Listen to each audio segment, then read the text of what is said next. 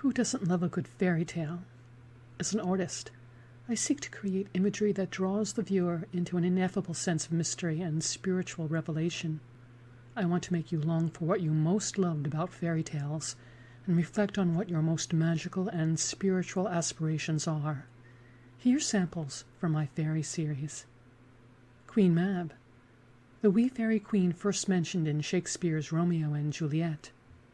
She's the fairy's midwife, and she comes in shape no bigger than an agate stone on the forefinger of an alderman, drawn with a team of little atomies over men's noses as they lie asleep. Shakespeare's Queen Mab gets her kicks from influencing the dreams of humans and messing with their pets and livestock. Like all Celtic and Germanic fairy folk, she's small and impish and can be cruel to humans. But fairy folk, although mischievous, tend to return kindness for kindness and give boons to those they favor. Queen Mab is said to bestow inspired dreams and may be Shakespeare's version of the French fairy queen Dame Hobonde, the personification of well-being, abundance, and prosperity. The water nymph, Hersina. I call this image Hecate's key. One of the symbols of Hecate, the Greek goddess of magic and protection, is the key.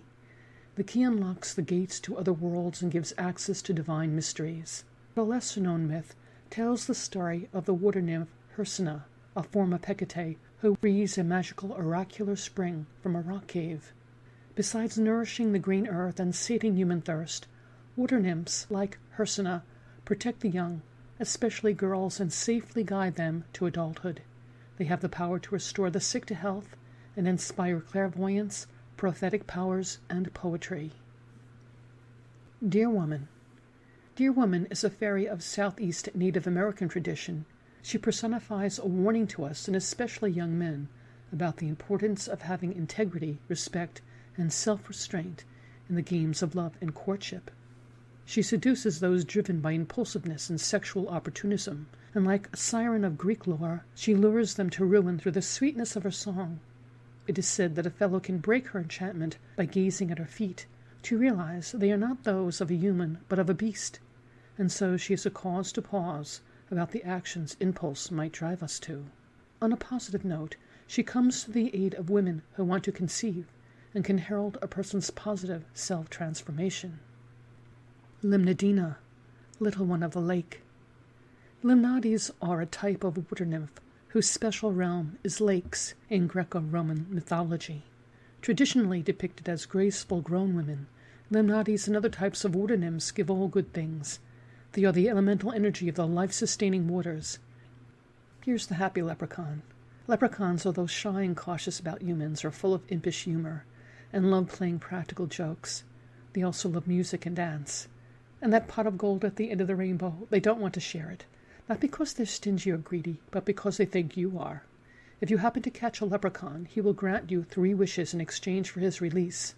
But be careful what you wish for. The leprechaun is likely to deliver a hard lesson about how self-serving and ill-thought-out wishes will trip you up. The Brownie Elf. Some elves, like brownies, like to help around the house. They'll make chores a breeze and keep your home happy and in good order so long as you don't disappoint them or hurt their overly delicate feelings. If you cross them, they might turn into boggarts. Yes, boggarts. We all know the word from Harry Potter fame, but what are brownies turned boggarts? Well, they behave like spooky things that go bump in the night. Who wants that?